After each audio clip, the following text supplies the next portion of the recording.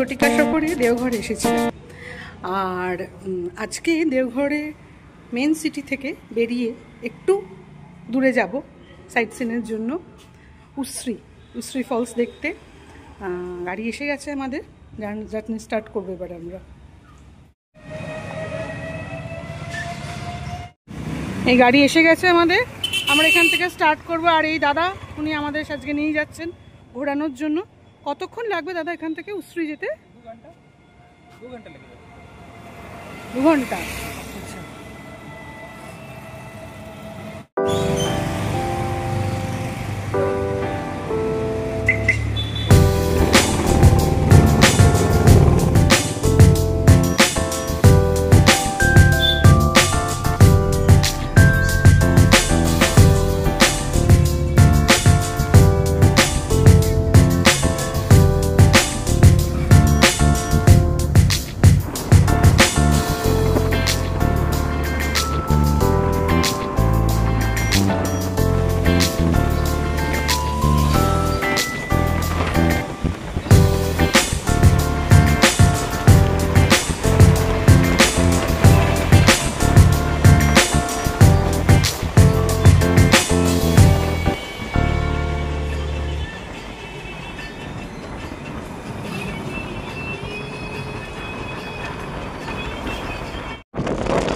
দেওঘর থেকে বেরিয়ে এইটা হচ্ছে আমাদের প্রথম স্পট, বুড়াই পাহাড়। এক্সফোলিয়েশনের একটা পারফেক্ট এক্সাম্পল বলা যেতে পারে এই পাহাড়টিকে। দেখা যাক সামনে কি রয়েছে আমাদের জন্য অভিজ্ঞতা। এখন যাচ্ছি বুড়ি শ্রী মাতা কালী মন্দির। মানে আমাদের যিনি ড্রাইভার দাদা ছিলেন উনি বলছেন যে এই সারাউন্ডিংয়ে পুরো 10টা গ্রাম রয়েছে। এই 10টা গ্রামের টোটাল যত মানুষজন রয়েছেন তারা বছরে একবার এই মন্দিরে আসেন, এখানে এসে বলি চড়ান। মানে এটা এখানকার রিচুয়াল একটা।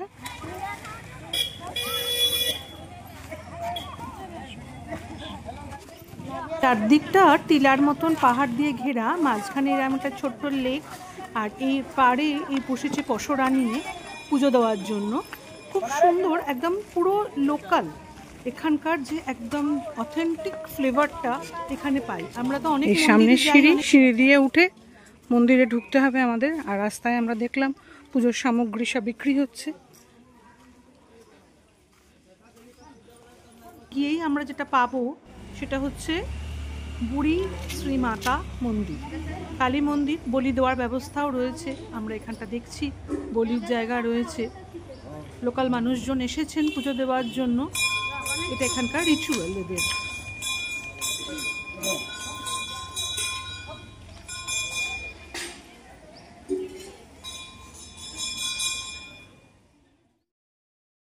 মন্দির দর্শন করার পর আমাদের পরবর্তী গন্তব্য হলো উশ্রী নদীর ঝর্ণা।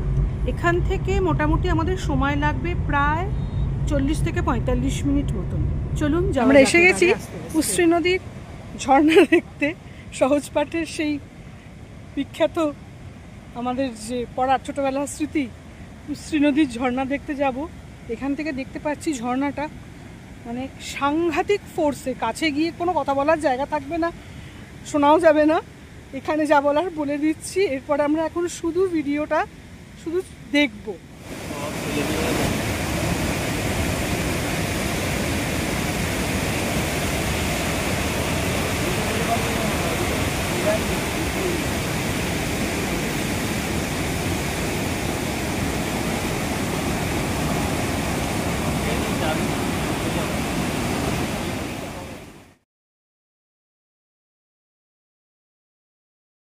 অর্থেই ভয়ঙ্কর সুন্দর বলতে যেটা বোঝায়, এই উশ্রী নদীর ঝর্ণার নিচে থেকে যেটা আমরা দেখলাম, এই রূপ সত্যিই ভয়ঙ্কর রকমের সুন্দর। অসাধারণ লাগলো আমাদের। আরও কিছু ক্লিপিংস আমরা দেখে নিয়ে এবারে আসতে। অসাধারণ সুন্দর একটা দৃশ্য। মানে এখানে বর্ষার সময় আসার একটা আলাদা বিউটি। এটা শীতকালে এলে কিন্তু এই ঝর্ণাটাই অনেক কম জল, এবং তখন অনেকটা নিচে নামা যায়, ঝর্ণার জলে ছোঁয়া যায়। কিন্তু এখন চিন্তা ভাবনাতেই আনা যাচ্ছে না, মানে জলের অসম্ভব ফোর্স। সেটা ভিডিওটাতে দেখতেই পাচ্ছেন আপনারা। আর এই জায়গাটা পিকনিক করার জন্য মনে হচ্ছে অনেকেই আসেন শীতকালে বনভোজন করার জন্য সুন্দর জায়গাটা ভালো। ছোটোখাটো একটা পার্ক আছে, কিন্তু এটা সবথেকে বড় জায়গা সমস্যা দেখছি সেটা হচ্ছে বড্ড অপরিষ্কার, মানে মেনটেনেন্স একদমই হয় না। সেটার দিকে সবাই নজর রাখলে ভালো হয় মনে হয়। উশ্রী নদীর ঝর্ণা দেখার জন্য দুভাবে দেখা যায়। একটা নিচে থেকে, মানে আমরা উল্টো জার্নিটা করেছি, নিচেটায় আগে গেছি, তারপর এখন উপরটায় যাচ্ছি। উপরে একটা ওয়াচ টাওয়ার আছে, ওয়াচ টাওয়ার থেকে পুরো এরিয়ার ভিউটা পাওয়া যায়। দেখি কি অভিজ্ঞতা অপেক্ষা করছে। নিচে তো একটা অসাধারণ অভিজ্ঞতা হলো, দেখা যাক এবার কি অভিজ্ঞতা রয়েছে। ওয়াচ টাওয়ার, এটার উপরে উঠে উপর থেকে নিচের ভিউটা, নদীর ভিউটা পুরোটা পাওয়া যায়। আমরা এখন ছোটনাগপুর মালভূমির কন্যা সমতল নাটক নদীর রাজ্যে রয়েছে। সেই নদী জলপ্রপাত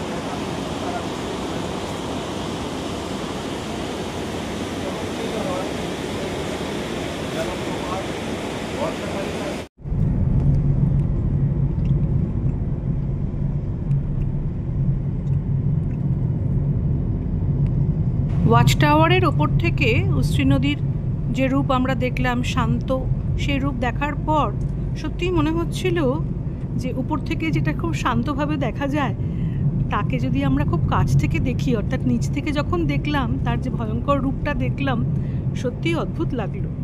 যাই হোক, এবারে আমরা ধীরে ধীরে এগোচ্ছি আমাদের পরবর্তী গন্তব্যের দিকে। আমরা যাচ্ছি খান্ডোলি ড্যাম, তার সাথে খান্ডোলি পাহাড়। এই জায়গাটা এখান থেকে কাছাকাছি মিনিট 20 মতন ডিস্টেন্স লাগবে।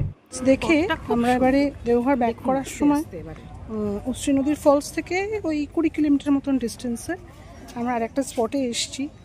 এটা একটা ড্যাম, খান্ডোলি ড্যাম। এখানে ড্যামটাকে সেন্টার করে বেশ পার্কের মতন করা রয়েছে, সুন্দর বোটিংয়ের ব্যবস্থা রয়েছে, ঘোরার ব্যবস্থা রয়েছে, অনেক কিছুই রয়েছে, খাবার দাবার রয়েছে। এবারে আমরা এই জায়গাটার একটা ছোট ট্যুর করে নিচ্ছি।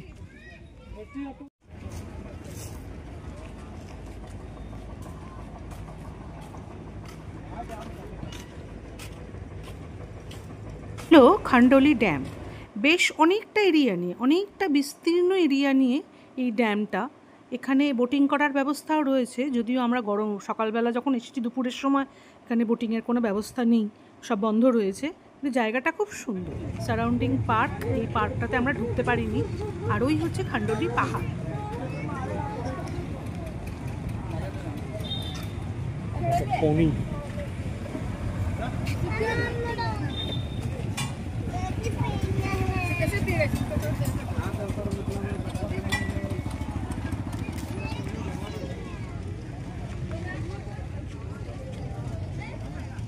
পেছনে দেখা যাচ্ছে পার্কটা, খান্ডোলি পার্কটা। কিন্তু এখন এত রোদ্দুর, এত প্রচণ্ড রোদ উঠেছে, এখন আর পার্কে গিয়ে পার্কের শোভা উপভোগ করার মতন অবস্থায় নেই।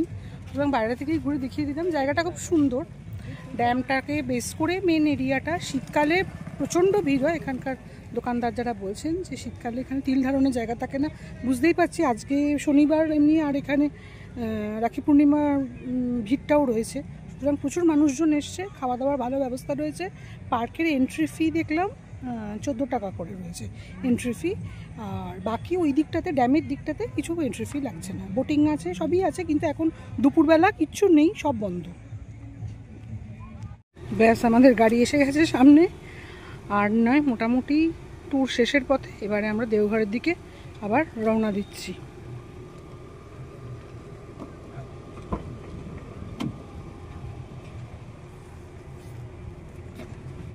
ঘুরলাম ভালোই, জায়গাটা বেশ সুন্দর। সবচেয়ে বড় দ্রষ্টব্য ব্যাপার হচ্ছে যে পাহাড়টা আছে না, এটা পিঠটা একটা লোটাসের মতো, একটা অপূর্ব একটা জিওলজিক্যাল ফিচার। কোন পাহাড়টা? মানে খান্ডোলি ড্যামের সঙ্গে যে পাহাড়টা? খান্ডোলি ড্যামের সাথে যে পাহাড়টা আছে, মেঘে একেবারে আকাশটা মেঘলা মেঘলা, জায়গাটা বেশ ভালোই। রোদ্দুরটা প্রথমে থাকলেও মানে একটু কম আছে, এই জন্য গরমটা নেই। মররের ক্লাইমেটটার জন্য বেশ ভালো লাগছে। ফাঁকা জায়গা আছে গো, nature view resort. Nature view resort, nature view restaurant, খাবার জায়গাও রয়েছে ভালোই। ওই এটা নিয়েছে অ্যাড্রেসটা নিলে কি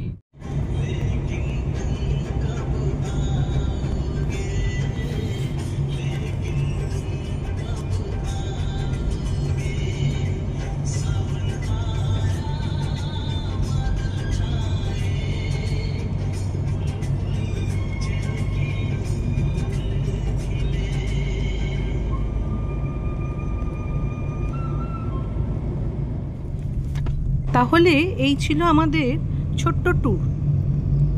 3টে স্পট, সারাদিন লাগলো। সকালবেলা বেরিয়েছিলাম প্রায় 8:30 নাগাদ বেরিয়েছিলাম, মাঝখানে লাঞ্চ ব্রেক নেওয়া হয়েছিল। সব মিলিয়ে প্রায় ঘন্টা 6-7-এর জার্নি। ভালোই লাগছিল। আর এরপর দেওঘরে আবার আমরা ফিরে যাব। দেওঘরের ব্লগ তো আমাদের চ্যানেলে আবার গেছে, আগেও গেছে। তো সঙ্গে থাকুন, আবার নতুন কোনো জায়গার সন্ধান নিয়ে খুব শিগগিরই ফিরে আসছি।